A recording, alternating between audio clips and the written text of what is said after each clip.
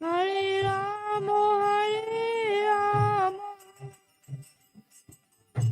Hare Hare.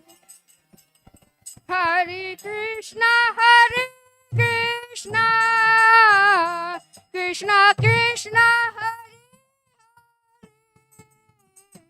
Hare Rama,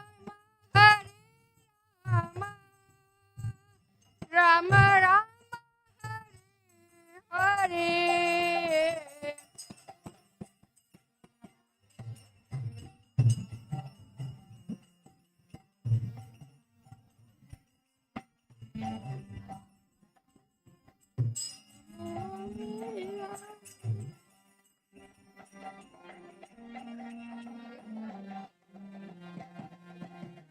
Hare Krishna, Krishna Krishna, Hare Hare, Hare Rama, Rama Rama, Hare Hare.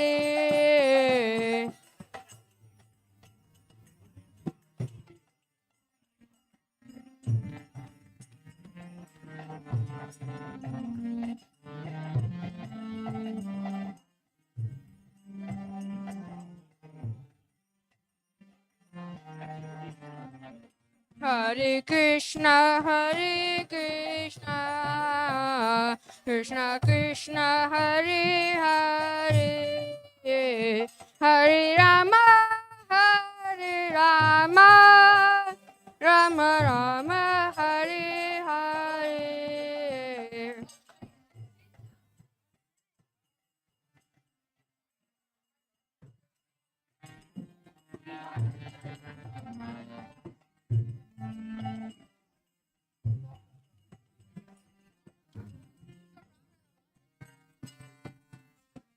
Hare Krishna, Krishna Krishna, Hare Hare, Hare Rama,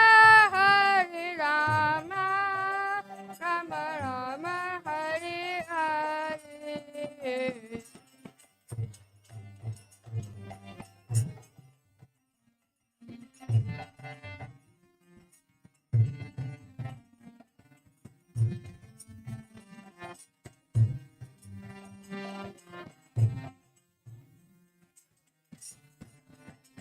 Hare Krishna, Krishna Krishna, Hare Hare, Hare Rama, Rama Rama, Hare Hare.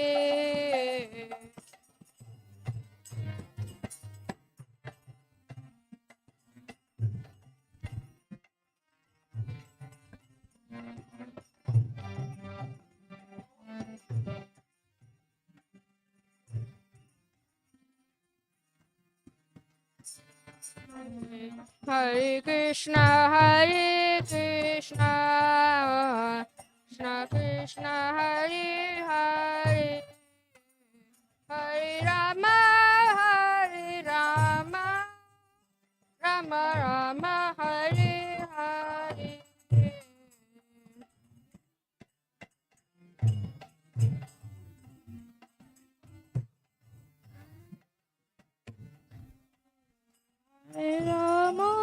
Hare Rama, Rama Rama, Hare Hare. Hare Krishna, Krishna Krishna, Hare Hare, Hare Rama, Rama Rama, Hare Hare. Hare Krishna, Krishna Krishna, Hare Hare, Hare Rama,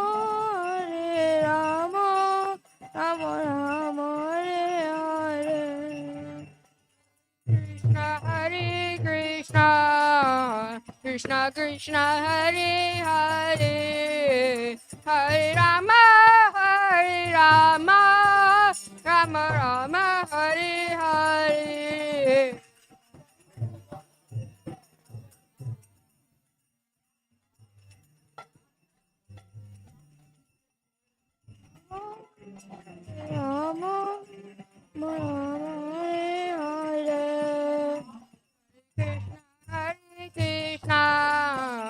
Krishna Krishna Hare Hare Hare Rama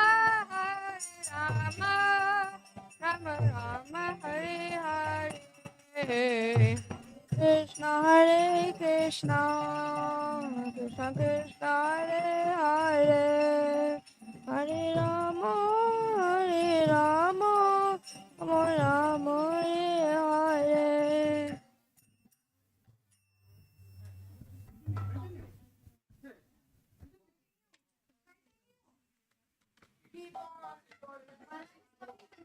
Okay. Hare Krishna, Hare Krishna, Krishna Krishna, Hare Hare,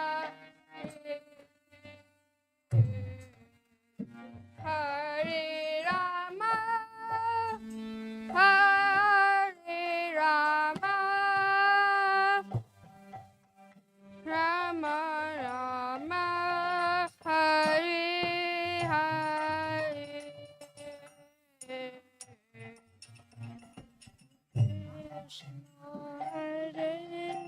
Krishna Krishna Krishna Krishna Hare Hare Hare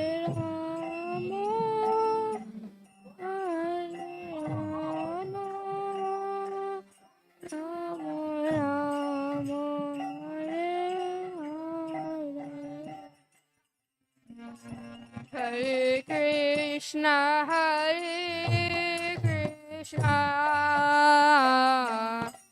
Krishna Krishna, Hare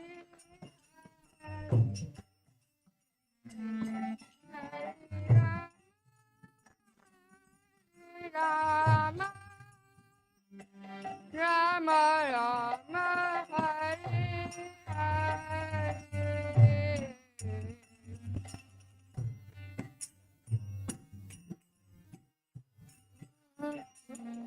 Krishna Krishna Hare Hare Hare Rama Hare Rama Rama Rama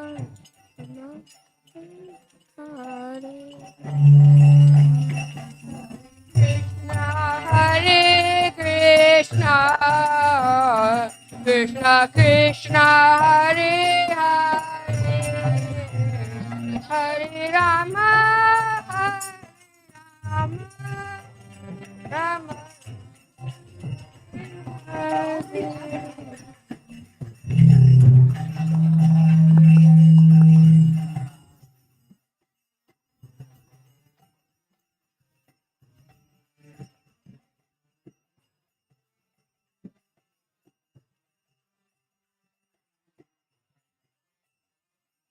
Bhagavatam, Bhagavatam.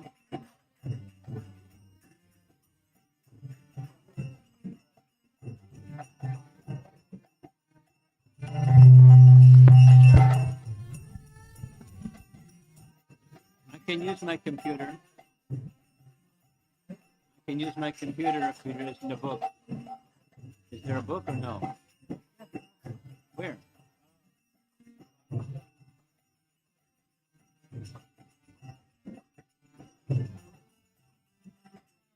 PowerPoint? No.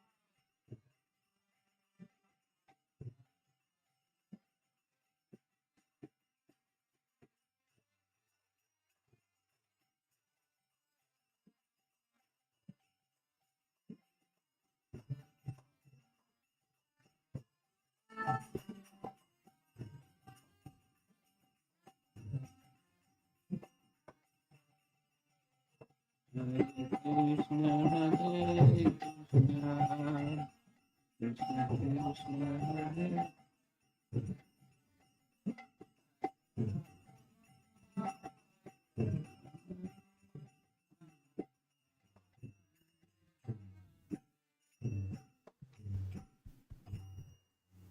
Hare Krishna. Well done. Very well done. Okay. Now comes the challenging time for so many young devotees to be charmed by the story of Grandfather Bhishma.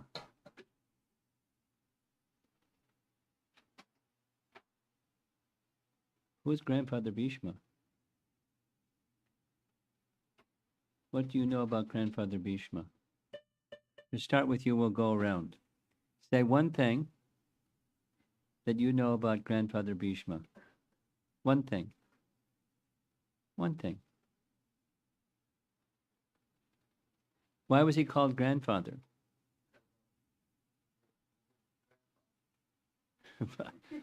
Who was he the grandfather of?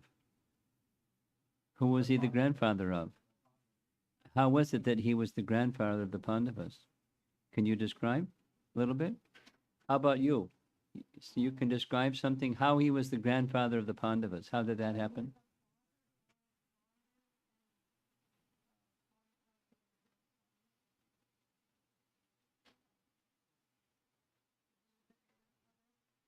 Okay, let's, I'll go slowly. Can you sit down and then I can see eye-to-eye contact with these young Vaishnavas? Do the ritual quick. Do the ritual quick. You get the garland ritual. Okay, let's go. Like this. So,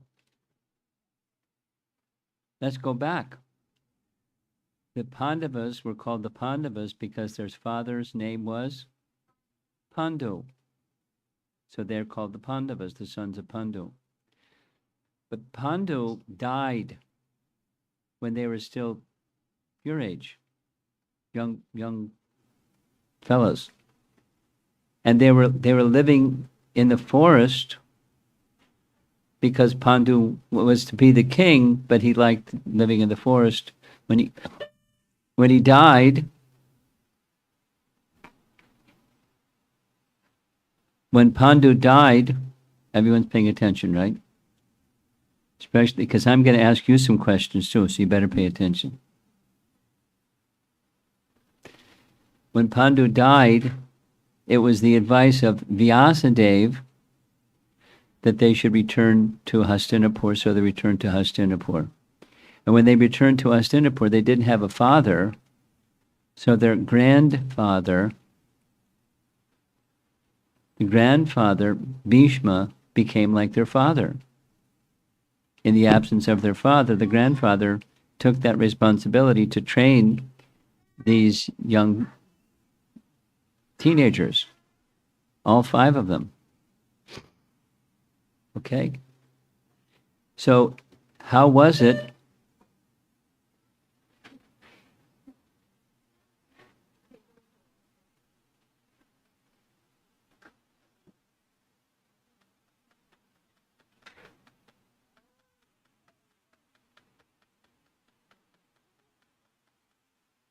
as soon as I start, they'll walk in, so they won't get disturbed again. Let's go back. Let's go way back.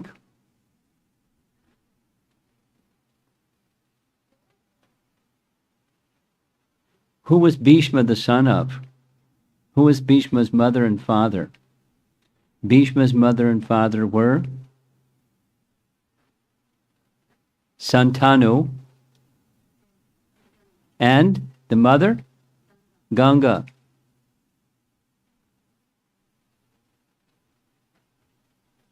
What was Ganga doing on earth? We're going to do this is just history to keep you young devotees paying attention, not getting restless. That's what we're doing right now. What was Ganga doing on earth?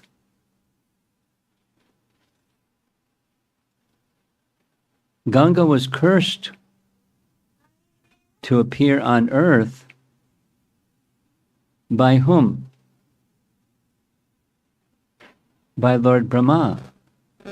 What? Why was Ganga cursed to come to earth? There was some service for her.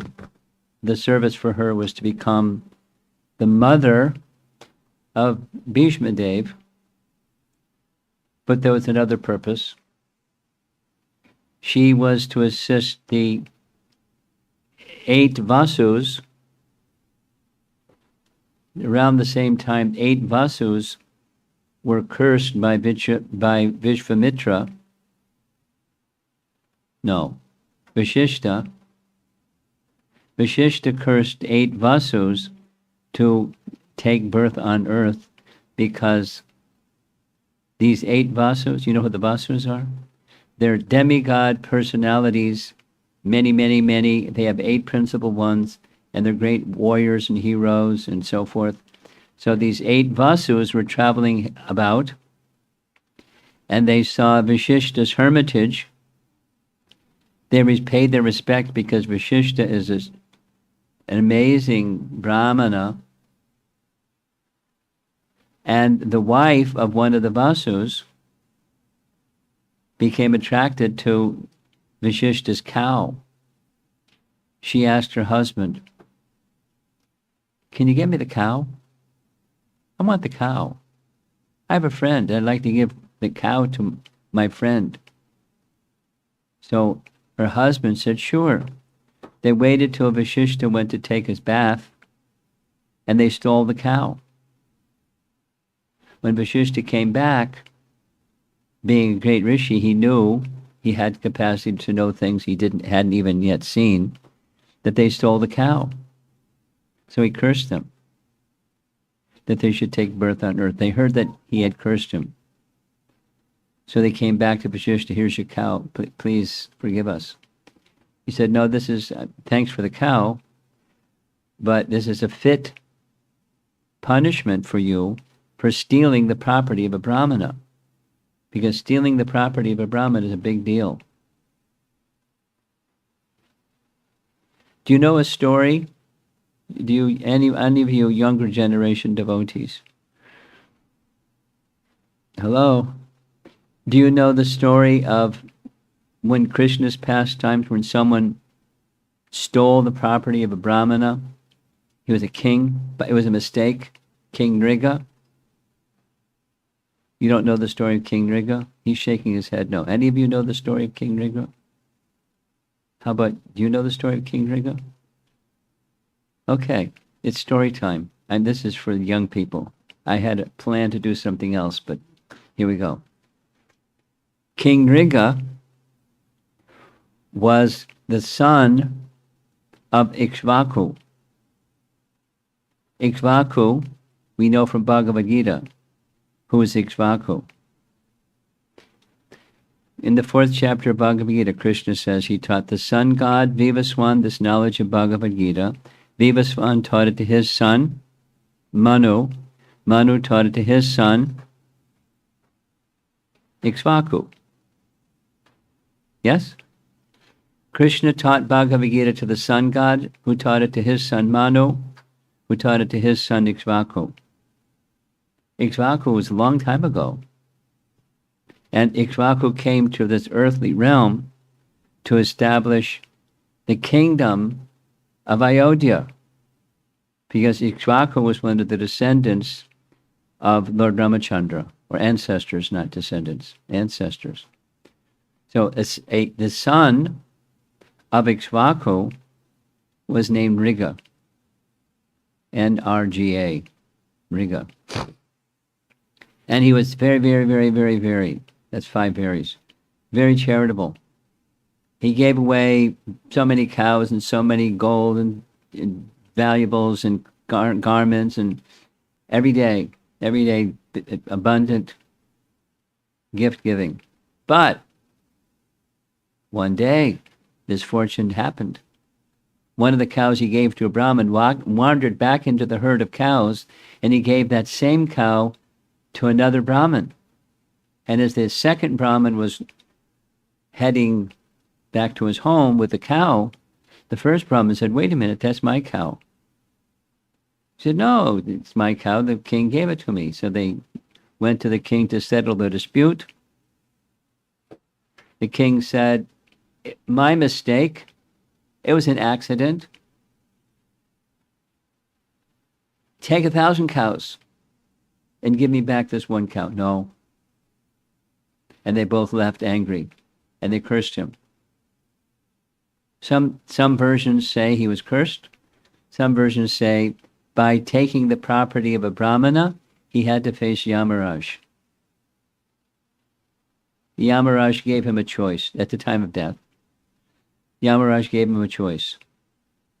What was the choice? The choice was, you suffer for this taking the property of a Brahmana first, and then you'll get all your piety like anything. You enjoy the heavenly planets for a long, long time. Or join the heavenly planet for a long, long time and then take your, the consequence of this theft of a property of a Brahmin. So he thought, let me get the problem out of the way and then I'll enjoy. So very well, Yamaraj said, you become a lizard. And immediately he became a lizard. And he became a lizard living in the bottom of a well, and it went for a long, long time. And much, much later, because Krishna's pastimes and prior to Ramchandra's pastimes, Ikshvaku, was a big, long time. He was living like a lizard in the bottom of a well for a long time. He became really big, like a mountain inside a well. Krishna's children, their names are mentioned. They were out in the forest playing. They became thirsty. They wanted to get some water. They looked for some water. There wasn't any water in the well. There was a big lizard. They're compassionate. They wanted to help the lizard get out of the well. They tried to get him out of the well, tried this and that. They couldn't get him out of the well, so they went back and said, "Our dear father, can you help? This poor lizard, he's at the bottom of the well." Krishna said, "Sure." So Krishna came back. It's right in Krishna book, all of this I'm narrating. Krishna came back. He has powers. He extended his arm all the way to the bottom of the well, just touched the body of the lizard, and poof, the curse of becoming a lizard was over, and he manifested a form of a demigod, because that was his next destination. And Krishna, acting as if he didn't know what had happened, because Krishna is omniscient, he doesn't need to ask anything. But he asked, "Who are you? And how'd you get this body of a lizard? What's your story?" So King Riga said, "You probably heard of me." He was a little proud. "I was a very charitable king. There are many stories about me. I gave many, many, many, many, many, many gifts to brahmanas, and I made a mistake, and that mistake resulted in my being cursed to become a lizard. But, thank you for liberating me. Thank you for liberating me." Hare Krishna. And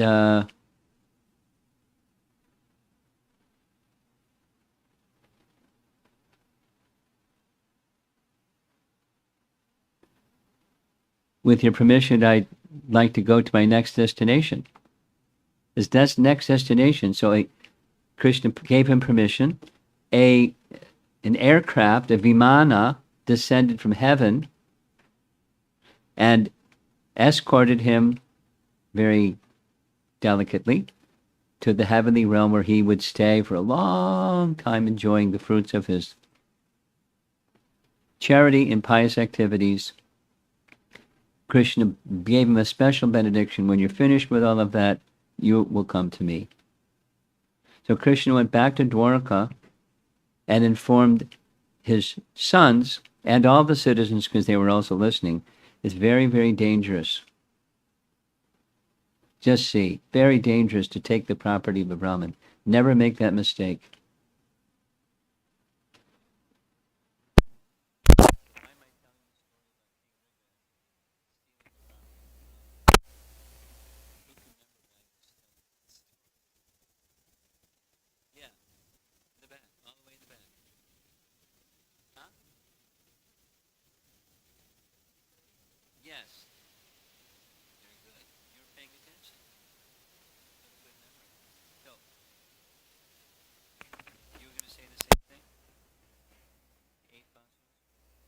stole the property. Stuff. Big mistake. So he cursed them that they would come to earth. So they descended to earth. They asked for a benediction, a reprieve. He said, "You'll get the following reprieve. 7 of you, shortly after your birth on earth, will be relieved of this reaction, and you'll come back to your Vasu position. But the one, his name was D-Y-O or D-H-Y-O, Dio, that was his name. He's the one that actually stole the cow. So he's going to have to stay on earth for a long time. Long time. He'll be a great personality. Great personality. But he'll not marry. And he'll have to be engaged in many worldly affairs. So they descended and became sons of who? That we mentioned already. They became sons of Santanu and Ganga. Very good. Very good. So what was Ganga doing? There's an explanation that there was a king who engaged in many pious activities. As a result, that king attained the heavenly realm. One time, the king was visiting Brahmaloka. And of course, Ganga was also there in Brahmaloka. And as fate would have it, the wind came and blew her garments, and the king was kind of charmed by the beautiful bodily features of Ganga. Ganga noticed that he was looking at her, and she was looking at him. Their eyes made eye contact. Brahma saw the whole thing and said, "You both are going to have to descend into this material world. Ganga, you're going to have to go to the material world for some time due to this offense. This is inappropriate." And so that's what she was doing on the earthly realm. There's more details, and there's so many details in these Puranic stories. So that's why Ganga was on earth. She became the mother of the first 7 sons. When Santanu saw Ganga, it was love at first sight. He wanted to marry her. He didn't beat around the bush. "Please be my wife. I'm the king." And she said, "Well, listen to this, ladies. On one condition, that you'll never argue with me."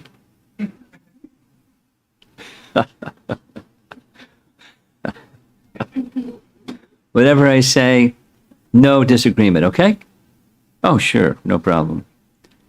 So first son was born, and she threw him in the Ganga. But he wasn't supposed to say anything. 7 children happened. On the eighth son, she was ready to throw him in the Ganga. Stop! She said, "That's it. You broke your vow. I'm going to take this child, and you won't see me again. Goodbye." So what did Ganga do? She knew this arrangement that the 8th son was going to become a great personality.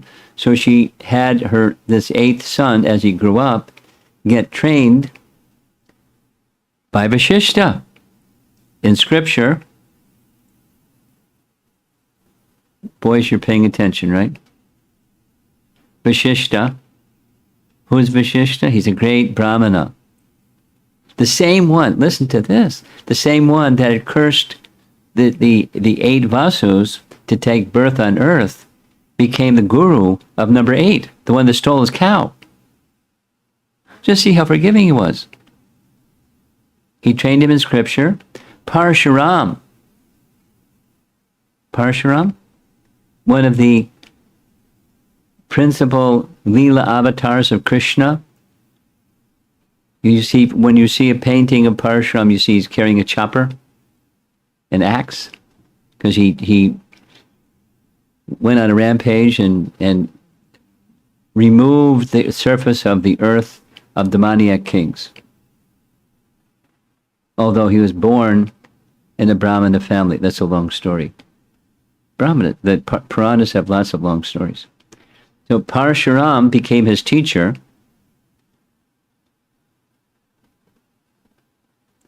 And a third person who Ganga said to Santanu, she came back and brought, when their son had grown up to like a teenage, she brought him back, said, "This is your son. Here's what happened. I had him trained by these three gurus. Parashuram to teach military, Vishishta to learn scripture, and the third one, I don't know too much about what this other person was, some kind of spiritual training." Huh? No, not Sukracharya. Something Shanta or something like that. The third person. And then she my obligation to the Vasus had requested her, shortly after we're born, please make an arrangement that we can be immersed in the Ganga and go back to our Vasu positions. She made a commitment to them, and she returned to her position. So there was Santanu with a son.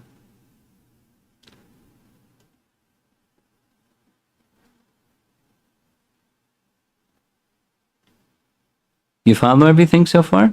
Because there's more. I came prepared.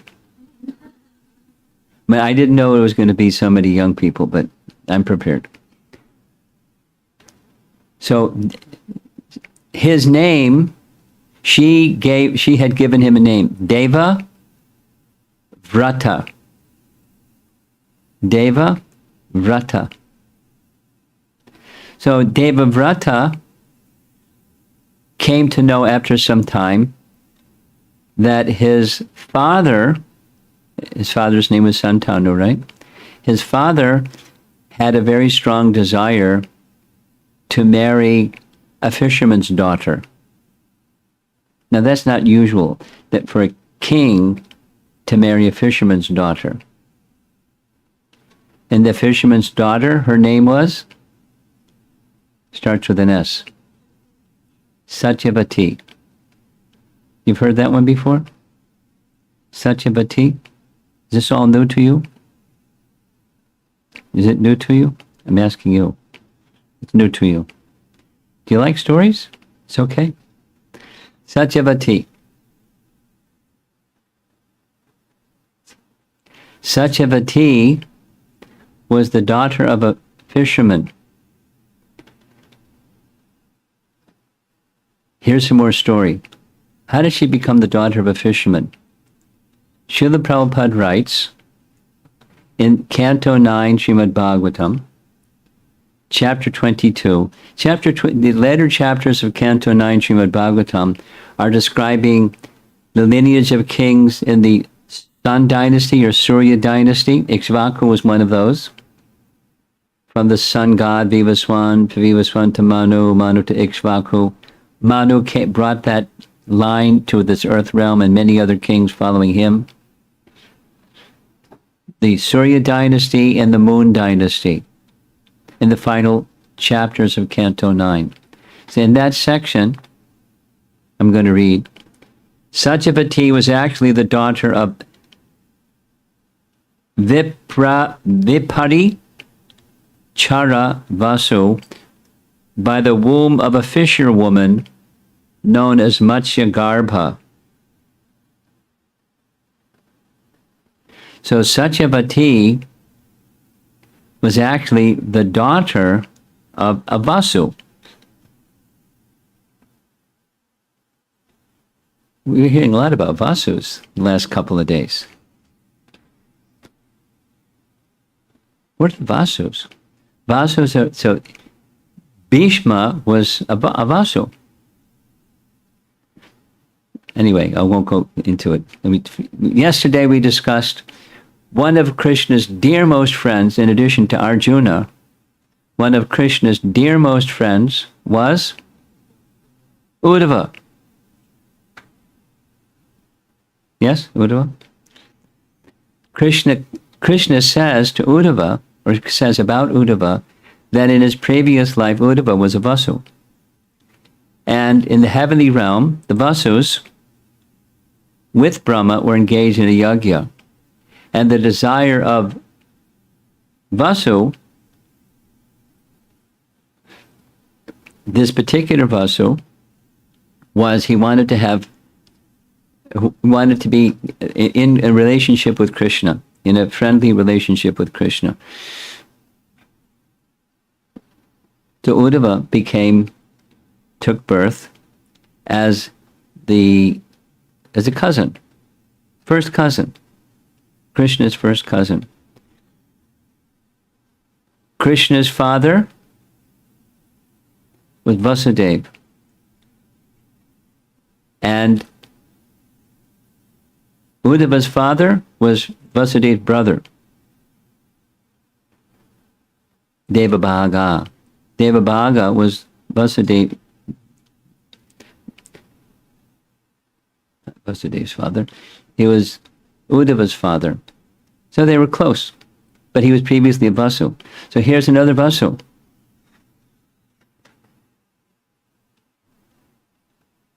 I did some research to find out what the heck is a Vasu anyways. And there's not a lot to say what a Vasu is, other than they have a post in the heavenly realm, and they're powerful Kshatriyas, and they do things to help protect the demigods when Kshatriya service is needed. There's not a whole lot said about them. Anyway,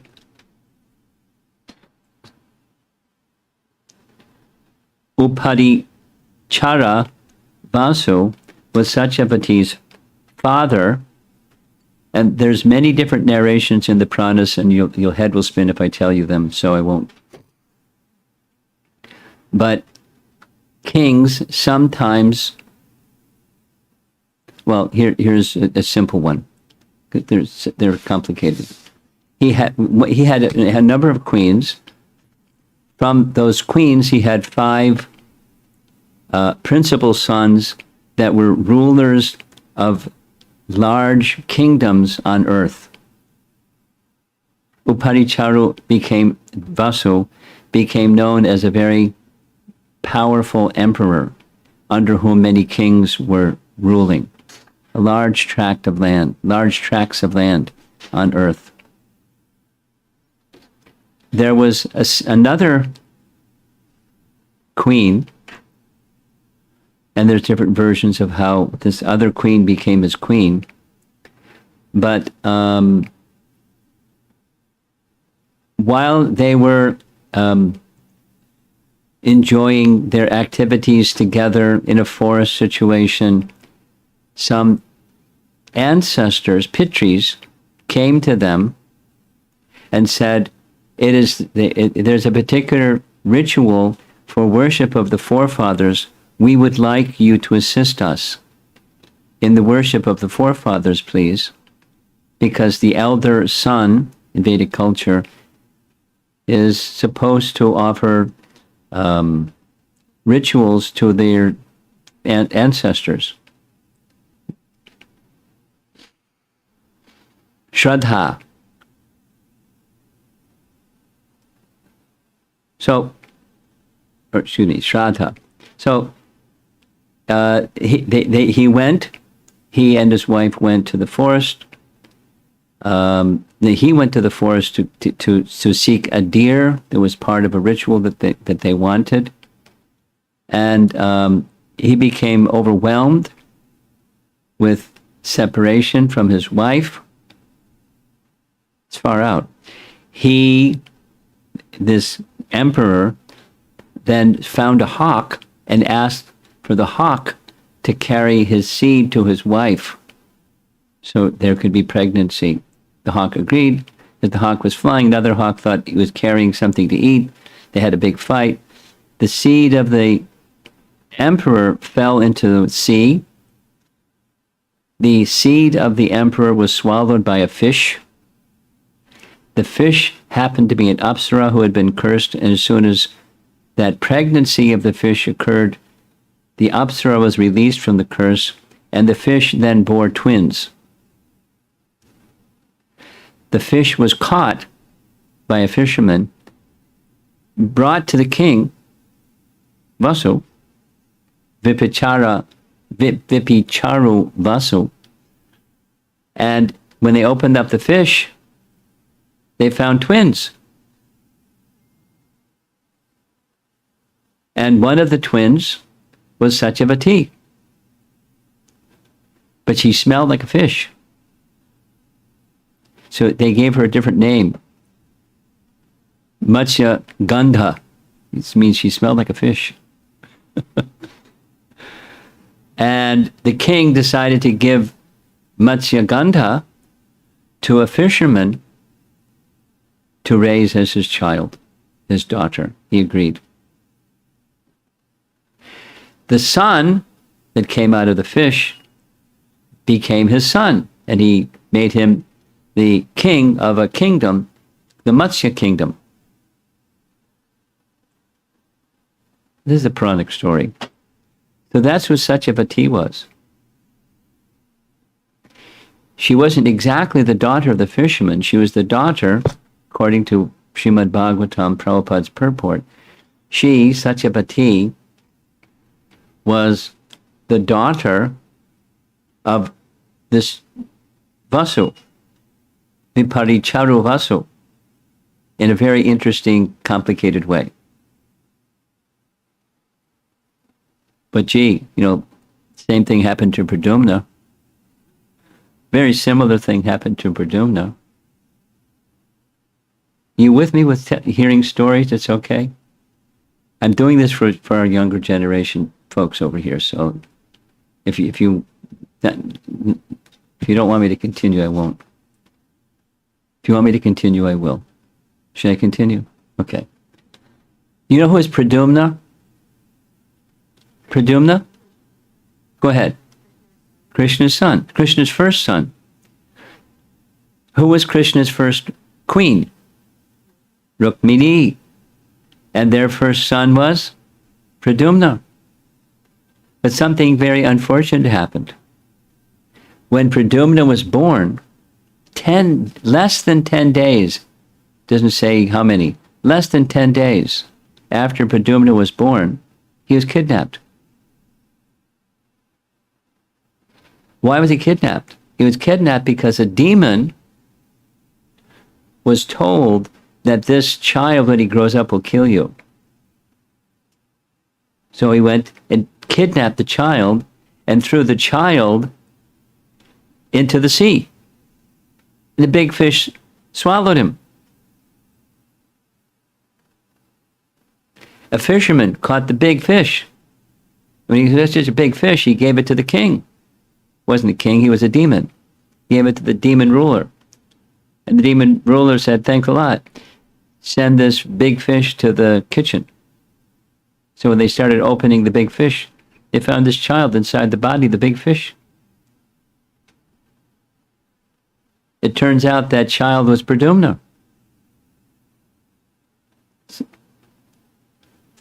There's more to the story. Here's more to the story. You're nodding your head, so I'm going to keep going. There's more to the story. Pradyumna is in the spiritual world with Krishna. In the spiritual world, there's 4 primary personalities. Krishna, Balaram, Pradyumna, and Aniruddha. Or Vyasadeva, Sankarshan, Pradyumna, and Aniruddha. You've heard those names before? Vyasadeva, that's Krishna. Sankarshan, that's Balaram. Pradyumna, and Aniruddha. Vyasadeva, Sankarshan, Pradyumna, and Aniruddha. So he's in the spiritual world, Pradyumna. He is a Vishnu Tattva, same category as Krishna and Balaram, same category, Vishnu Tattva. And he's the original Cupid. That original Pradyumna in the spiritual world has a partial expansion. We discussed this yesterday. So, for those of you that weren't here with us yesterday, he has a partial expansion. And his partial expansion is Cupid. In the West, it's Valentine's Day. Right? What's Valentine's Day? It's Cupid, he's got his arrows, and Valentine's Day. So that Cupid idea comes from the Vedas. Because according to the Vedic text, there's a demigod who is a partial expansion of the original Pradyumna named Kamadev or Kandarpa. I don't know if any of you looked it up from yesterday. Bhagavad-Gita, chapter 10, text 28 speaks of Kandarpa. Kandarpa is Cupid. Krishna says, I am of material romance. That's me, Kandarpa. It's one of Krishna's vibhutis. So, Kandarpa made a boo-boo. He wanted to test out his arrows with Lord Shiva, see what would happen. Big mistake. Lord Shiva became very angry. From his brow came fire, and it burnt the body of Cupid to ashes instantly. So that living entity that was Kandarpa had to go somewhere. So he entered back again into the body of the original Pradyumna in the spiritual sky. And there was a problem because Kandarpa has a consort. Cupid doesn't just fire arrows, he's got a wife. And the wife's name was Rati. And Rati was at a loss what to do. I want my husband back. So she went to Lord Shiva, please make an arrangement so I can have my husband back. See, the arrangement was that Pradyumna, that took birth as Krishna's first son, was her husband. And she had the service that she did for this demon was she was in the kitchen. And out of the fish's body came a little boy. Narada Muni came to pay a visit. Hey, guess what? That little child, that's your husband. You asked Lord Shiva for the benediction to get your husband back. There he is. Take good care of him. He's your husband. So that's what she did. And many things happened. They eventually went back to Dwarka, and husband and wife, Pradyumna and Rati.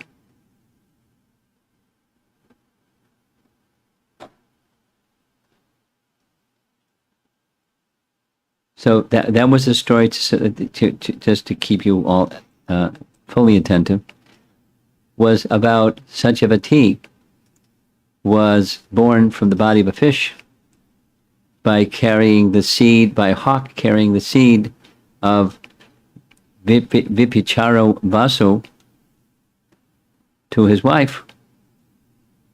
Didn't make it to his wife. It was dropped and swallowed by a fish. The Apsara got delivered, and the twins that were born, son became Vipicharo Vasu's one of his rulers in his Matsya kingdom, and the daughter was given to a fisherman to raise. So it was that Satyavati later, Satyavati, Krishna, so we're back to Santanu. Santanu was a king, the father of Deva Vrata, and the mother was Ganga. Santanu was passing some distance away, and he smelled not this bad fishy smell, Matsya Gandha. Her name changed. Her name got changed from Matsya Gandha to Satyavati. How did that happen?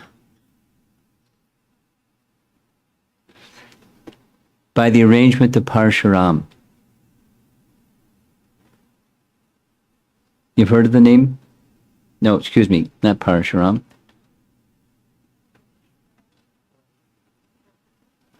Parashuramuni. Parashuramuni.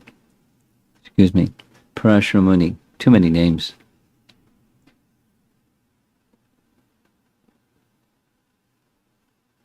Who is Parashuramuni? Great sage. He is the speaker of Vishnu Purana. Vishnu Purana is one of the principal Sattvic Puranas. I'm going to wait till everyone's eyes are at the door now to see who's going to come in the door, and I'm going to stop until everyone's paying attention again. Hare Krishna, Hare Krishna, Krishna Krishna. Vishnu Purana. Prabhupada quotes Vishnu Purana a lot. It has many very important verses that describe Leelas of Krishna, but it also describes the energies of Krishna and how they work, and so forth and so on. It's a very important Purana, Vishnu Purana. The speaker, Parashuramuni. Parashuramuni became the father of Vyasadeva. And you all know who Vyasadeva is. You know who Vyasadeva is. The author of the Vedas, right? Vyasadeva. His father, Parashuramuni. How did that happen? Parashuramuni, one day, was going to cross the river.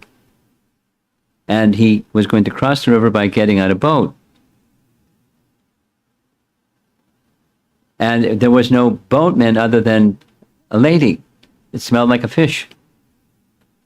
Gandha, Matsya Gandha. Because the fisherman thought that if my daughter gets the chance to take a sage across the river, she'll get some nice blessings by doing some seva for sadhu. So Parashuramuni got on the boat.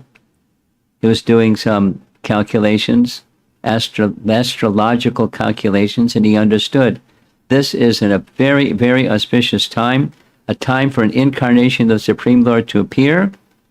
So while crossing on the boat, he asked Satyavati, would you like to be the mother of an incarnation of Krishna?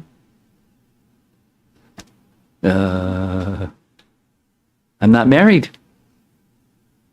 And he said, no problem.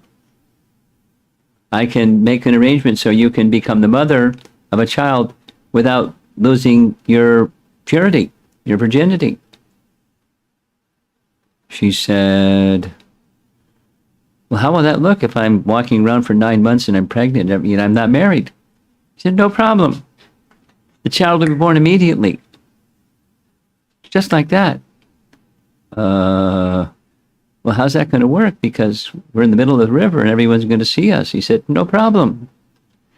By my mystic power, I'll create an island, a dvipa, and the child can be born on the island and no one will see. And you're a great sage. I take your word. So she became the mother of Vyas.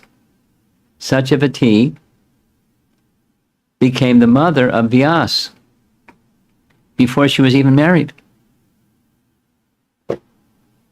And when Vyas appeared before her, he said he was in a fully matured adult form. If you ever need me in the future, just call my name and I'll be there. You know, Hare Krishna. Krishna's there. Just call my name and I'll be there. She used that promise later, Satyavati. Parashuramuni was very pleased. Thank you. An incarnation of the Supreme Lord is now your son. I give you 2 benedictions. Instead of being an ordinary looking person, you'll be very, very beautiful. Second, instead of smelling like a fish, you'll smell very fragrant, and the fragrance will spread for miles. So she went back to tell Daddy. Let me tell you what happened today, Daddy. And, look at my form and smell this fragrance. He said, I accept. That a third benediction, your son will become the king. Very important. Your son will become the king. So when Santanu, who was the king, was passing through the area where the fisherman was, beautiful fragrance, became attracted, saw the beauty of his daughter, now Satyavati. So privately he requested the fisherman, I'd like to marry your daughter. I'm the king. I'd like to marry your daughter. He said, no. What? I'm the king. Your daughter will be the queen. No. Why no? Because my daughter has this benediction that her son will become the next king. And you already have an eldest son. So he'll be the next king. And so the answer is no. Poor Santanu. Cupid struck his heart and he couldn't get Satyavati off his mind. She was very beautiful, very fragrant, and he wanted to marry her. So he became morose. He went back to the kingdom. His son, known as Deva Vrata, who later became Bhishma, went to the fisherman and said, my dear fisherman, could you give the reason why your daughter can't marry my father? Because my daughter has a benediction.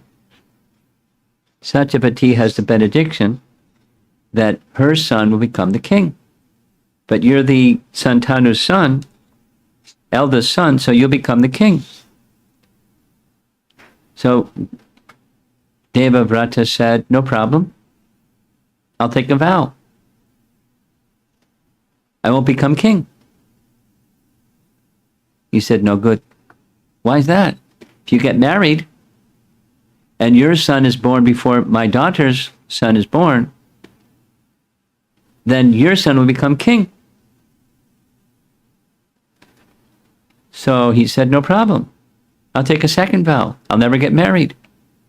Which was exactly the curse or benediction, whichever, that Vishishta had given. You won't get married. So he didn't get married. He took a vow. He'll never get married. He never got married. He kept his vow. So the fisherman said, okay. So Santanu gave him a new name. Bhishma means terrible vow. And he gave him a benediction. You won't have to die unless you choose to. Pretty powerful king. Who can give that benediction? So he entrusted his daughter Satyavati to Bhishma. And Bhishma went with Satyavati back to his father and said, here she is. You wanted to marry her. Here's what happened. I've taken 2 vows. So this is when Santanu gave that benediction. You won't have to give up your body unless you choose to. So we're reading the section from Canto 1, Chapter 9, where Bhishma is deciding to leave his body. That's where we are. All of those nice, very involved stories was for all of you young devotees. So now you know many names. You probably, I don't know if you can remember all the names. But if you read Prabhupada's book, you read Krishna book, and you read the scriptural things instead of the other things that you have to read because of school. But at summertime is a good time to read other things.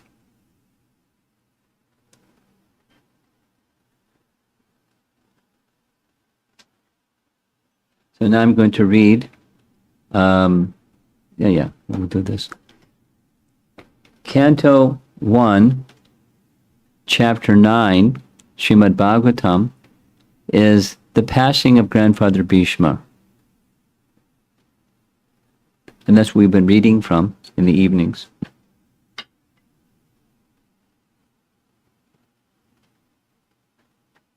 And we're now, the earlier parts were on verse number 32, and prior to 32 comes right after the Kurukshetra battle. You all know the Kurukshetra battle. And after the Kurukshetra battle, there was some business to do. It was the funerals of all the deceased soldiers on the battlefield. And then there was the installing of Yudhisthira as the next king. And then they all wanted to go see Grandfather Bhishma, who was still lying on the battlefield with body riddled with arrows. So Krishna came with the Pandavas and many sages, etc., etc. Bhishma, there's a long list of people that came to create auspiciousness at the time of his leaving this world. And what did Bhishma do? He was expressing to Yudhisthira, the new king or emperor, that he saw that he was very, very sad. He was feeling sad because on account of me, so many people have been killed. What a bad person I am. Why? So that I can become king? How horrible. What a bad person I am. So he knew that he was feeling like that. He didn't say it, he could just feel it, see it. So he pacified him in many, many, many, many ways.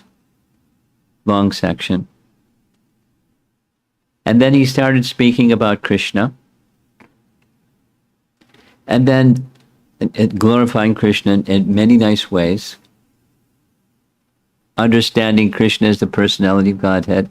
And although he's independent and supreme, here he is coming before me at this most important hour so I can see his form when I'm leaving this world. Then Yudhisthira essentially said, if I'm going to be king, you convince me that this is what Krishna wants, to rule the world. Can you give me instructions how to rule the world? Now, normally that's not the question you ask a dying man. But he's Grandfather Bhishma. So he gave very elaborate, in the Mahabharata, it's a very elaborate discussions on how to be an ideal king. And when he completed that long narration, that's where we are. He's now the son for yogis. It's right in chapter 8 Bhagavad-Gita. We read the whole section the other day. Chapter 8 Bhagavad-Gita describes how yogis calculate when to leave their body, because there's some yogis that can leave their body at will, or they don't even have to leave their body. They go wherever they want to go, in this world or in beyond this world. The yogis have powers that ordinary people don't have. So one of those powers is to relinquish their body at a time when it's going to lead them to the heavenly or the spiritual realm. Attaining the supreme is chapter 8. So he knew how to do that, Bhishma. So it waited till the sun started moving in the northerly direction. In the solar calendar, it's January 14. It's Makara Sankranti. It's a very important day celebrated in the Vaishnav calendar in India. And he's now finishing his worldly business and fixing his mind completely on Krishna. So that's where we are. Don't do that. Ready? Bhishma Deva said, let me now invest my thinking, feeling, and willing, which were so long engaged in different subjects and occupational duties, in the all-powerful Lord Sri Krishna. He is always self-satisfied, but sometimes, being the leader of the devotees, he enjoys transcendental pleasure by descending on the material world, although from him only the material world is created. So there's two parts. The second part is Krishna's position as the creator of the material world. The medium through which Krishna creates the material world is the Prusha avatars. What's the Prusha avatars? Playing Mridanga. The Prusha avatars are forms of Vishnu that deal with material creation. The Prusha avatars are expansions of Krishna from the spiritual world for the purpose of material creation. So through the Purusha avatars, he's saying, through the Purusha avatars Krishna creates, and yet, although it's from him, he sometimes, from time to time, he comes himself. And here he is, before me, by his mercy. And the former part is describing some of the vibhutis or characteristics of Krishna. I was studying something today, and I learned, you'll like this, Krishna's manifests himself by his Svarup Shakti. Shakti means potency. His own potency, Svarup Shakti, manifests his form. But his form has characteristics. And the characteristics are manifested by his Sandini Shakti. The features of Krishna's form, his garments, everything is by his spiritual form, by the subpotency of his Sandini Shakti. And his characteristics, such as always self-satisfied, sometimes being the leader of the devotees, he's enjoying transcendental pleasure. Krishna is enjoying transcendental pleasure wherever he is through the agency of his Ladini Shakti, personified by Radharani, but it's she and he are inseparable. So let's read what Prabhupada writes in his purport. Because Bhisma Deva was a statesman, the head of the Kuru dynasty, a great general, and a leader of the Kshatriyas, his mind was strewn over so many subjects, and his thinking, feeling, and willing were engaged in different matters. Now, in order to achieve pure devotional service, he wanted to invest all powers of thinking, feeling, and willing entirely in the Supreme Being, Lord Krishna. He is described herein as the leader of the devotees and all-powerful. These are Shaktis. He's the leader of devotees and he's all-powerful. Although Lord Krishna is the original personality of Godhead, he himself descends on earth to bestow upon his pure devotees the boon of devotional service. He descends sometimes as Lord Krishna, as he is, and sometimes as Lord Chaitanya, the personality of Godhead. He's speaking of Krishna's before him, but Prabhupada is taking, when Krishna descends, he assumes different forms and features. One of them is Lord Chaitanya. Both are leaders of the pure devotees. Pure devotees of the Lord have no desire other than service of the Lord, and therefore they are called Satvata. Satvata. It's right in the verse. So explaining the meaning, Satvata. Krishna is the leader of the Sattvatas, pure devotees. Naturally, he's the leader. The Lord is the chief among such Sattvatas. Bhishma Deva therefore had no other desires. Unless one is purified from all sorts of material desires, the Lord does not become one's leader. Desires cannot be wiped out, but they have only to be purified. It is confirmed in the Bhagavad-Gita by the Lord himself that he gives his instruction from within the heart of a pure devotee who is constantly engaged in the service of the Lord. Tesham satata yuktanam bhajatam priti purvakam dadami bodhi yogam tam yenamam upiyanti te. Do any of our young devotees here know that verse? Tesham satata, young devotees, not the Prabhus. Tesham satata yuktanam bhajatam priti purvakam dadami bodhi yogam tam yena mam upayanti te. Do you know the verse? You know the verse? No? Okay. You look like you were saying it. He was saying it. You know the verse? Okay, let's just do it one more time. I'll say it, and those of you that know it, everyone in the room that knows the verse can say it. Tesham satata yuktanam bhajatam priti purvakam dadami bodhi yogam tam yena mam upayanti te. Some of you do know the verse. Just you need a little help. Train your wheels for a bicycle, right? So it's one of the four. This verse is one of the four essential verses of the whole Bhagavatam, 10th chapter.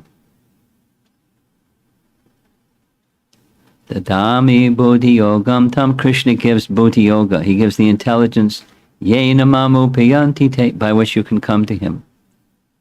Who does he give that to? Antesham Satata Yuktanam. Those who are always engaged. Bhajatam, with devotion. Priti, purvakam, with love. So Krishna gives the knowledge how to come to him to those who want to come to him.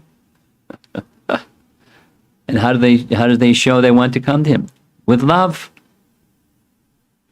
Always offering everything.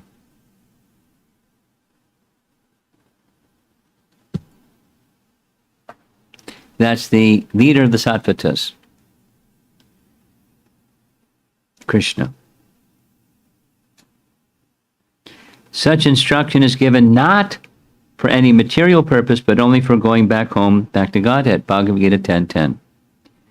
4. The ordinary man who wants to lord it over material nature, the Lord not only sanctions and becomes a witness of activities, but he never gives the non-devotee instructions for going back to Godhead.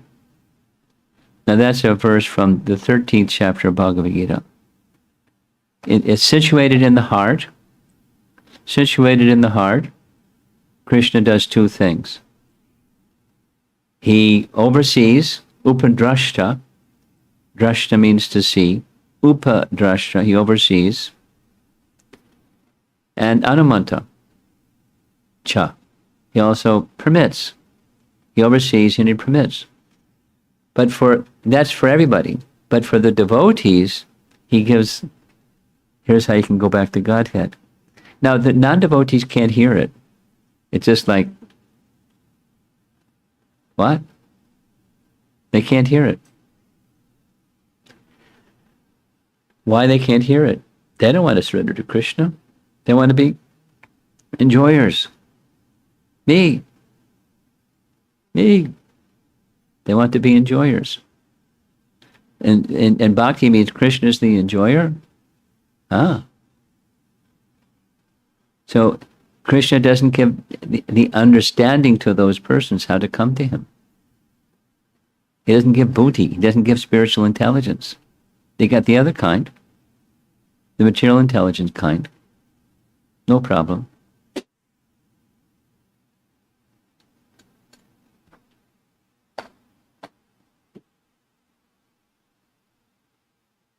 That is the difference in dealings by the Lord with different living beings, both the devotee and the non-devotee. He is the leader of all living beings. As the king of the state rules both the prisoners and the free citizens. But his dealings are different in terms of the devotee and non-devotees. Non-devotees never care to take any instruction from the Lord, and therefore the Lord is silent in their case. Although he witnesses their activities and awards them the necessary results, good or bad, the devotees are above this material goodness and badness. They are progressive on the path of transcendence, and therefore they have no desire for anything material. The devotee also knows Sri Krishna as the original Narayana, because Lord Sri Krishna, by his plenary portion, appears as the Karana Dakshai Vishnu, the original source of all material creation. This is going into the second half of this verse. He knows that Krishna is the creator, so he know of cosmic manifestation, and that's the Vishnu forms, these Purusha avatars I mentioned. The Karna Dakshai Vishnu, Garbha Dakshai Vishnu, Shira Dakshai Vishnu. Bhishma Deva knows all this. That's him. He's the original Narayan. But sometimes he comes. And why does he come? It's his pleasure. He enjoys being with the Sattvatas as the leader of the Sattvatas. He likes. So he comes. He is not forced by the conditions of material nature. He is therefore described here as the Vibhu, or the Almighty, for he is never conditioned by the laws of material nature.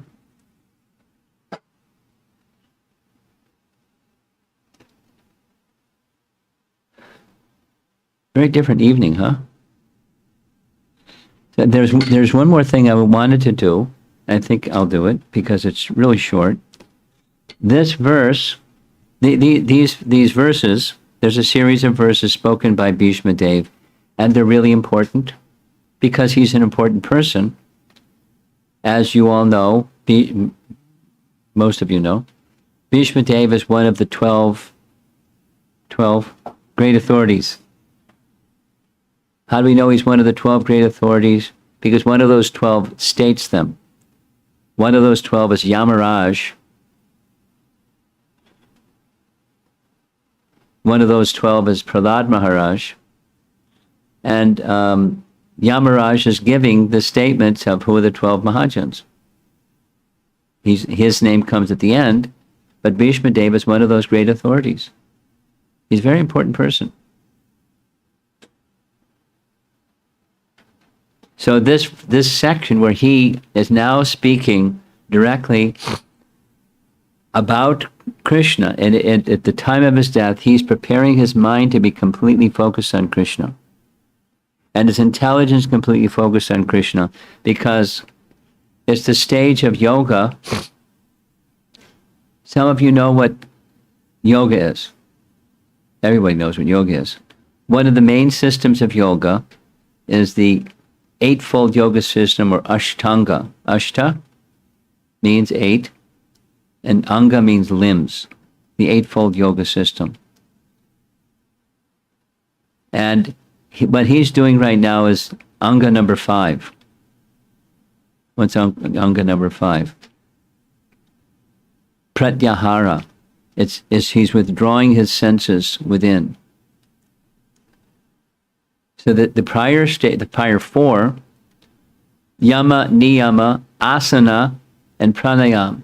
So many people, when they go to yoga classes, they do asanas. They just skip the first 2. The do's and do nots, they just don't pay any attention to that stuff. They just do asanas because it feels good. It makes you healthy and you can lose some weight and it's nice. But it's part of a larger system. And then there's pranayama. There's breathing. Some yoga teachers teach pranayama too. And then when that's the purpose of that is to concentrate the mind and control the senses, then comes number 5. That's what Bhishma Deva's doing. He's withdrawing his senses from worldly activity. It's not like, it's something like the verse in Bhagavad-Gita where Krishna speaks like a tortoise can withdraw his limbs within the shell. It's not like Bhishma Deva's arms went inside his body or something like that. It means the subtle senses, because there's gross instruments, but there's something subtle behind the gross. The sense of sight works through the eye, but the power of sight is one of the senses. The sense of touch works through the skin, but the sense of touch is a subtle sense. The sense of smell works through the nose, but it's the subtle sense, etc. So he withdrew his subtle senses from the sense objects. And he's consolidating pratyahara, is consolidating within the mind It's a very advanced stage of yoga. And then comes degrees of concentration of the mind upon the Supreme. That's the last three. Dhyana, Dharana, and Samadhi. That makes 8. 5 plus 3 is 8. That's the Eightfold Yoga system. And he's doing it, but he's not just fixing his mind on a candle flame, he's fixing his mind on the personality of Godhead. That's what yoga is meant to do. Ashtanga yoga is meant to do that.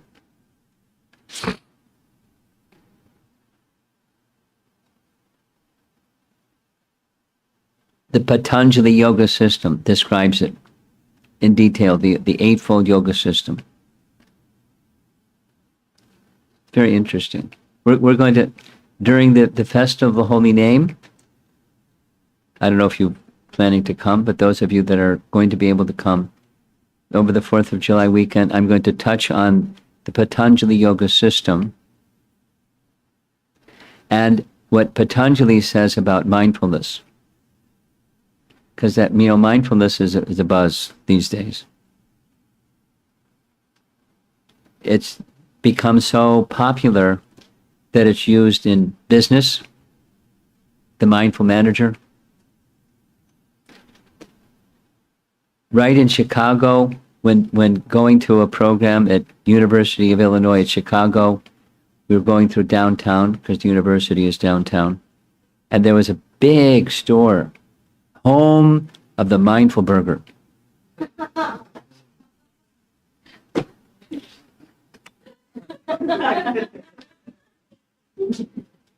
Anyway, mindfulness is not burgers. Mindfulness is not business. Mindfulness is Ashtanga yoga.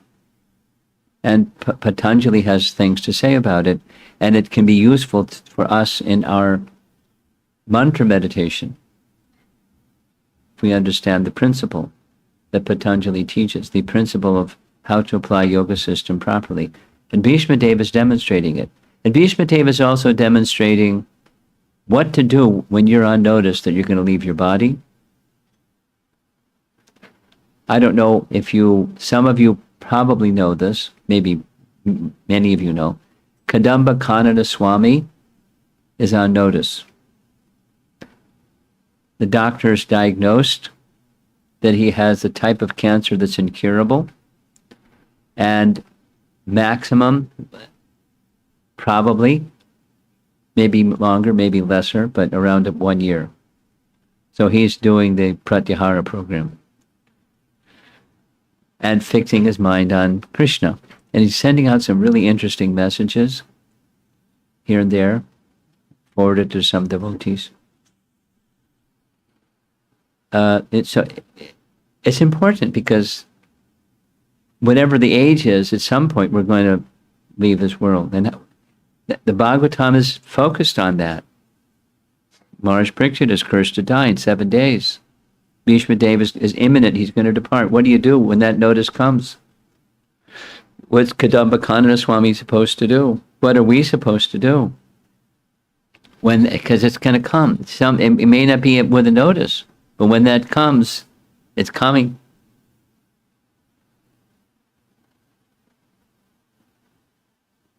Who knows? So what do you do? So it's important to know ahead of time what to do. And so he's doing this Pratyahara program. So it's a very important section. I'm going to read 2 places from commentary by our acharyas, where this verse is commented upon. One of them is in Jiva Goswami's Krishna Sandarbha. Jiva Goswami's Krishna Sandarbha. And he refers to this verse in the following way. The translation is a little different than BBT. Here it goes. At the end of my life, I offer my thoughts to you, Bhagavan, full of 6 qualities, best of the yadus, superior to all other forms of the Lord, absorbed in bliss, with your associates, and who, as a pastime, in the form of the Prasha avatar, Vishnu, right? Sometimes accepts Maya by your glance, which produces the material world. And Sridhar Swami's commentary on this verse is, quote, Bhishma offers his work to Krishna in order to pray for rati to Krishna. Rati means absorption, contraction, loving attraction, rati. The highest goal.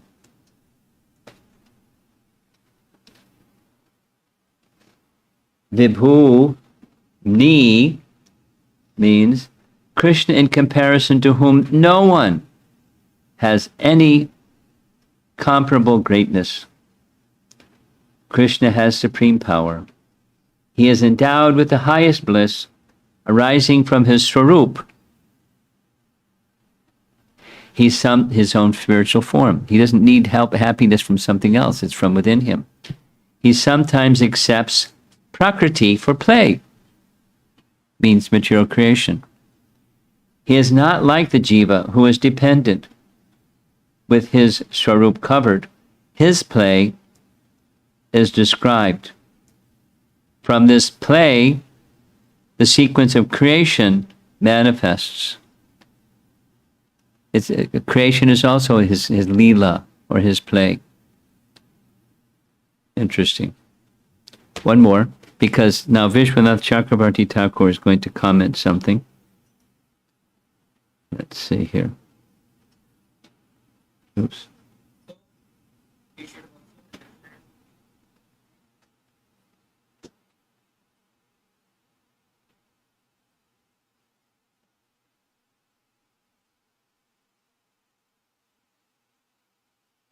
Well, help.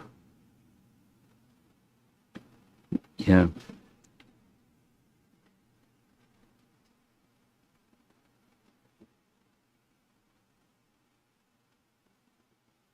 Okay. This is very creative. This is Vishwanath Chakravarti Thakur commenting on this verse. And he says this verse and the next verse, they go together. At the end of my life, my thoughts are offered to the Lord. Since my master has come to me at the time of my passing away under the influence of his mercy, I must give him a gift.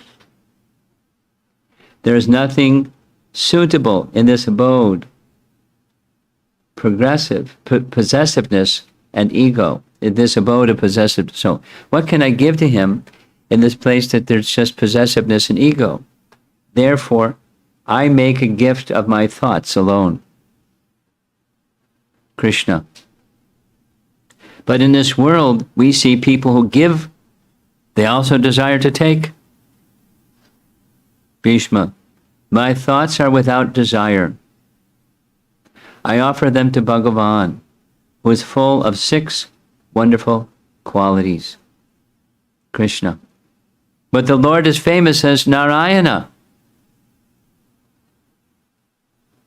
Bhishma. No, he is famous as the best of the Yadu dynasty. In addition to Narayana, he is intimately associated with his devotees. But Narayana is greatly famous as Bhagavan for all time. Bhishma. There is no greatness superior to his. He is the source of Narayana. He attains the highest bliss with his own Yadus and Pandavas. The main qualities of the Lord have thus been described. The intimacy of Krishna's activities with his loving devotees, in other words. And then next is the Prasha avatar section. The secondary qualities are described. You contact Maya by glancing for evolving Mahatattva, from which arises the sequence of material creation. you do this in your forms of the Purusha avatars. So we covered quite a range. I mean, the storytelling and so many Puranic stories, your head will spin. And Bhishma's position and preparing oneself for the time of death. And, suitable ways to fix your attention on the personality of Godhead. If you're Grandfather Bhishma, you can do it the best because he's one of the 12 Mahajans. And we learn from these great personalities by hearing from them. We're learning about them and we're learning about Krishna from them. Now, I don't know where all of you parked. It was very difficult out there finding parking spaces. But congratulations for somehow making it here. Let's see if there's some discussion.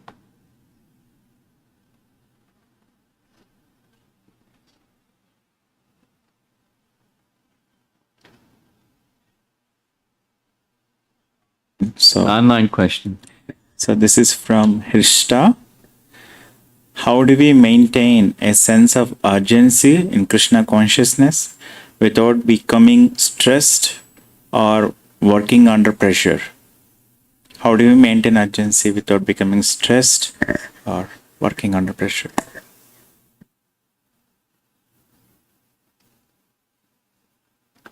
You go from material to spiritual. Because material urgency means something like danger or fear or, some kind of negative emotion where you're not feeling protected. And then you could feel protected and then become complacent. That's pretty easy. So the sense of urgency has to do, it's you move to the spiritual position. You won't get there. You won't get to a sense of urgency that's without stress and, and negative emotions if you don't have a spiritual position. That, say it the other way. Well, if you have the material position, then there's a sense of urgency when you feel danger. And when danger passes, you become complacent.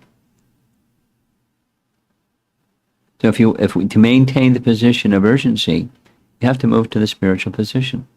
So how do you move to the spiritual position?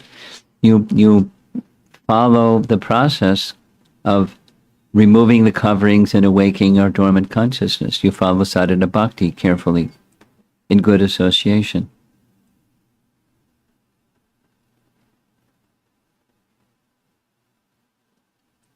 So the short two-word answer, sadhu sangha.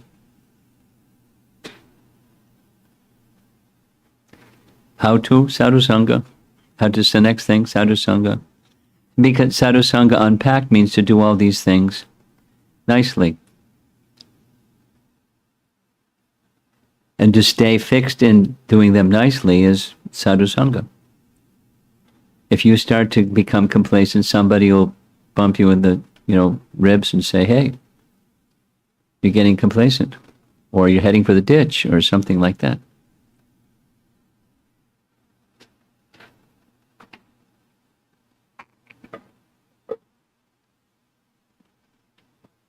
Something else in the room? You have something? Yes, Maharaj. Yeah. Bhisma Deva, we come to know that he is one of the Mahajana. Bhisma Deva is one of the Mahajans. Yeah, but as a Mahajan, how he fought against Krishna, that is... Oh, we discussed that.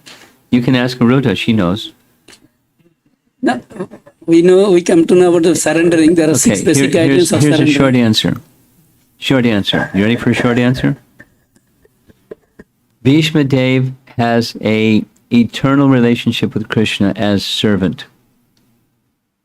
She knows. Sthayi Bhava is Dasya. So since his relationship with Krishna is Dasya, how does he act against Krishna? Answer. Secondary rasa. Which secondary rasa? Chivalry. Krishna enjoys. So let me bring my master some pleasure. by giving him a tussle, taking a position opposite to him, giving him a tussle for his pleasure. It's a secondary rasa. Chivalry is a secondary rasa for Krishna's pleasure. And he derives pleasure giving Krishna pleasure. When it's coming up, you read it, you wait till we get there. Although he's seeing Krishna before him, his mind is absorbed in the vision of Krishna coming to smash him with Arjuna's broken chariot wheel. Chivalrous rasa. His face is covered with hooves, with the dust raised from the hooves of the horses. Beads of perspiration are coming down the side of his face. His arm is raised with Arjun's chariot wheel. His upper garment is blowing behind him because he's moving so fast. And he's ready to smash him with the wheel.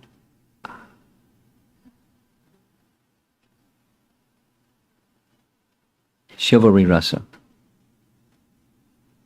His pleasure is Krishna's pleasure. Because Krishna didn't smash him. Something stopped it. What stopped it was the conch blue. Sun setting, boo. Krishna stopped.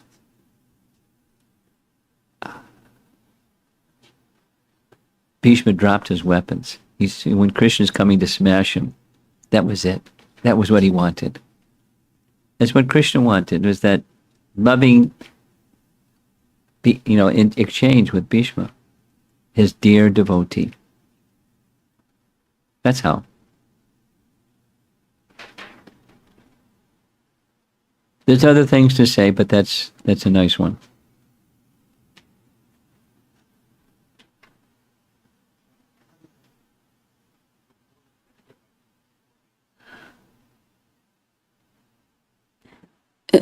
One very small question, like if I heard correctly, Vashishta was one of the gurus of Devavrata. Yes. So that means Dronacharya and Vashishta, they existed like Say it again. Your microphone is moving around, but your mouth is staying in one place. So that means Vashishta, like he was in Treta Yuga and now also he's there. Yeah, there's things like that are very puzzling, but yes. And yes. There's Chiranjivas that live a long time. Vashishta is one.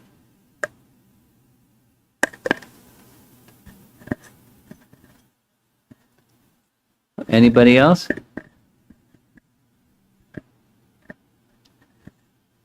Up front here? Maharaj, in the purport that you read from Bhagavatam, there's one line which is confusing me. Speak slowly. I got it, but speak slowly and clearly.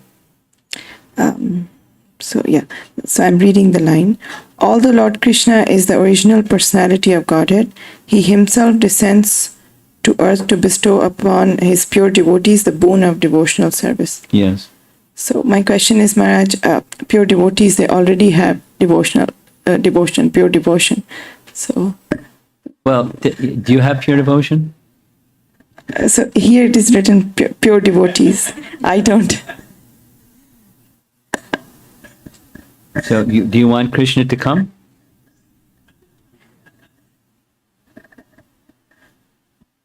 Now he can do that through representatives too.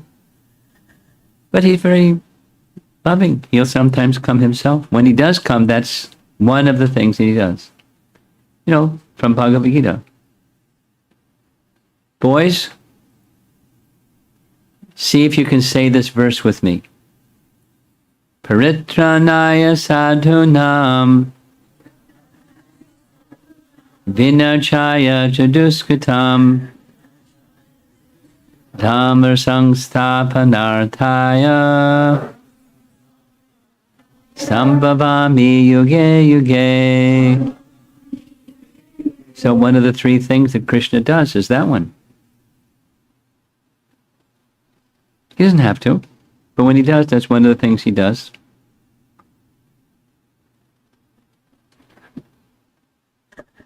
Over here.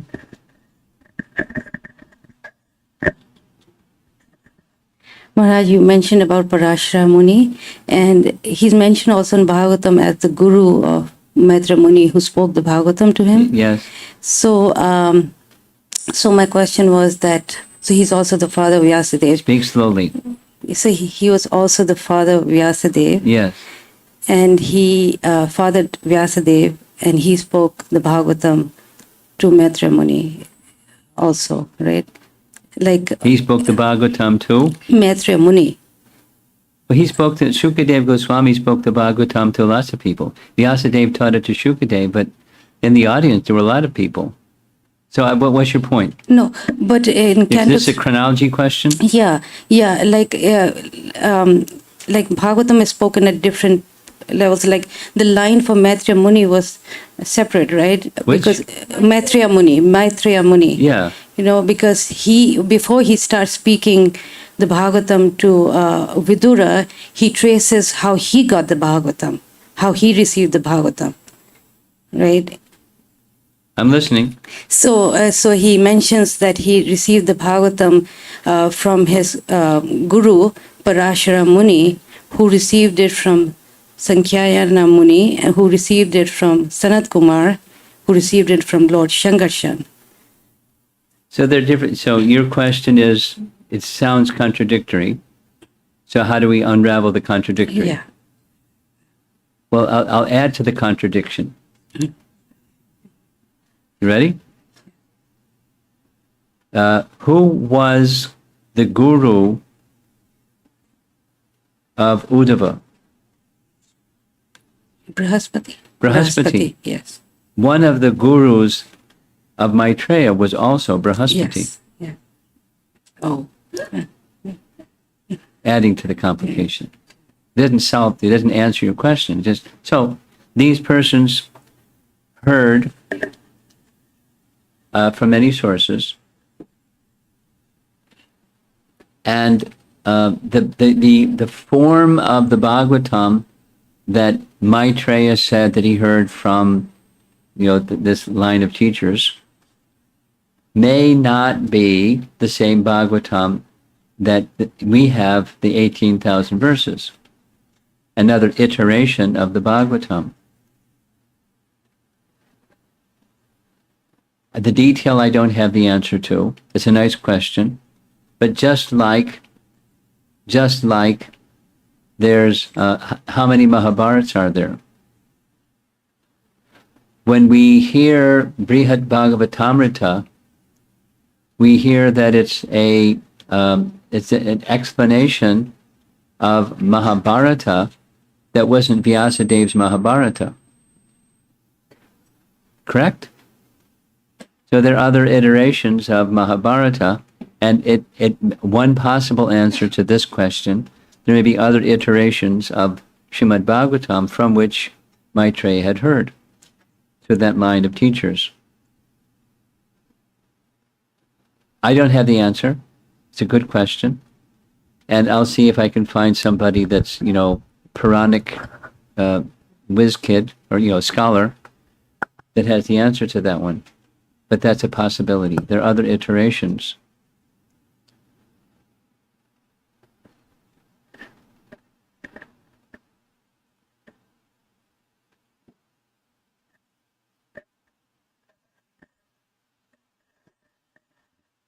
Hare Krishna Maharaj. My question is about Brahaspati. About Brahaspati. Yeah. So I read in the 4th canto, Prabhupada says that he is a Brahmavadi or Mayavadi. So I was just puzzling, because he is the priest of the demigods and he is also the guru of many great personalities. So it talks about he's actually Brahmavadi and Kama he says Mayavadi. So that's what it's confusing.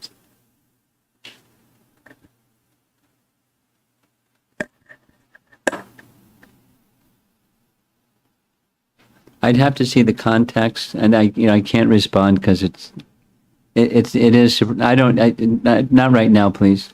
Won't help. Why Prabhupada wrote like that, I don't know. Because if this and if that, then how can he be a Mayavadi? because the demigods aren't Mayavadis, and Maitreya is not a Mayavadi. Now, Maitreya was very vastly learned, but Maitreya was not on the same platform as Uddhava. But by hearing from Krishna, Krishna speaking to Uddhava, he became very elevated, further elevated. There's some discussion about that, and I think it's chapter 13 of the Bhagavatam. I can't remember exactly where, but he became further qualified by hearing Krishna speaking. But it wasn't that he wasn't learned before he heard Krishna speaking. Obviously. But this particular reference, Brihaspati, Mayavadi, I don't know.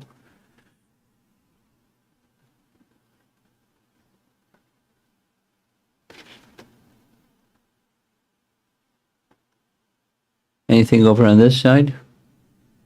We have another wing over here. Anything out there?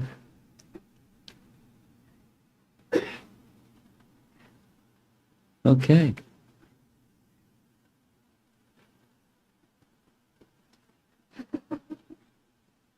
Yes? No?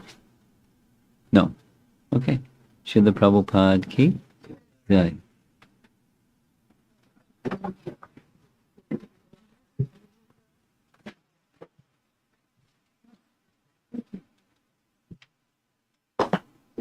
You have another book here? Okay.